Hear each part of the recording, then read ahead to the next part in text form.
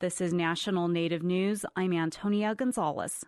The Whitefish First Nation shared concerns about the Trans Mountain Pipeline Expansion Project during a hearing in Canada last week. The National Energy Board began proceedings with Indigenous groups in Calgary.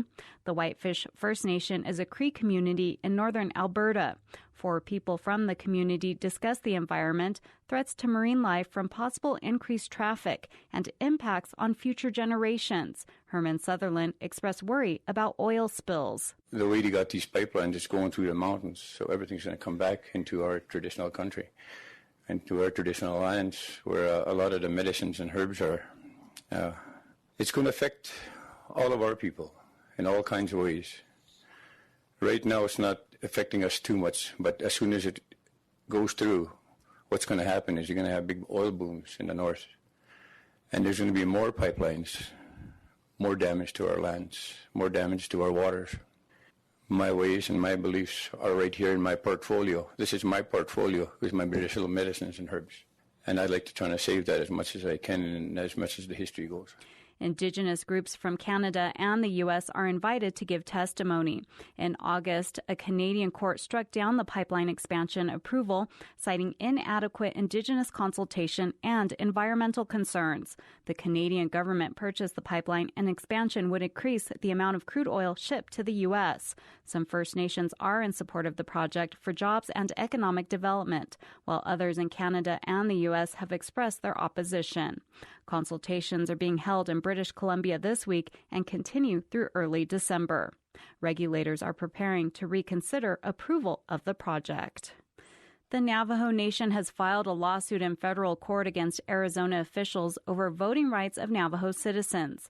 The Navajo Nation alleges Navajo voters have unequal access to voting and were denied equal protection in the November 6, 2018 election. The lawsuit claims Navajo voters have few opportunities to register to vote and participate in early voting. Disparities include slow mail service on the reservation and long driving distances to voting sites. Prior to the midterm elections, the tribe requested 3 counties provide additional access to in-person registration and early voting, which were denied. The tribe claims as a result, Navajo voters have suffered. A hearing is scheduled for Monday in Phoenix. An Ohio school district is dropping its Indian mascot. The Talawanda School Board recently voted 3-2, the Cincinnati Enquirer reports. The board voted to change the name from Braves to Brave and phase out the mascot.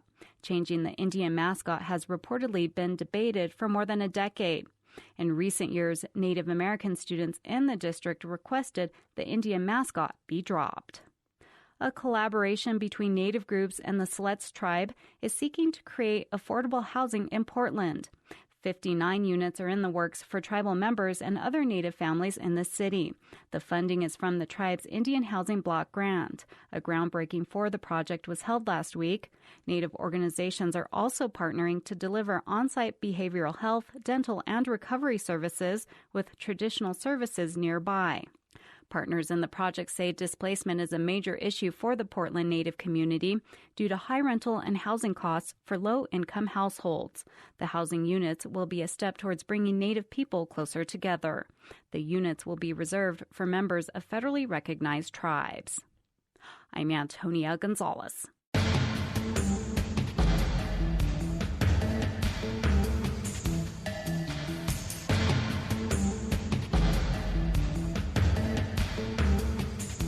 National Native News is produced at the Annenberg National Native Voice Studios by Kawanak Broadcast Corporation. Funding is by Odawi Law Group, provider of Indian law solutions, and by the Corporation for Public Broadcasting, with support from the Public Radio Satellite System. PBS wants to hear from you. Are you watching the 4-part series Native America on your local PBS station? PBS wants to know how you continue your cultural knowledge and tradition. PBS is collecting stories like yours at pbs.org/Native Voices.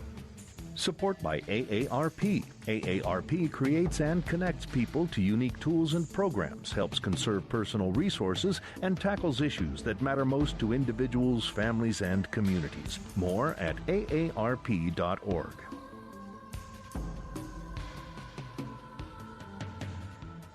Native Voice One, the Native American Radio Network.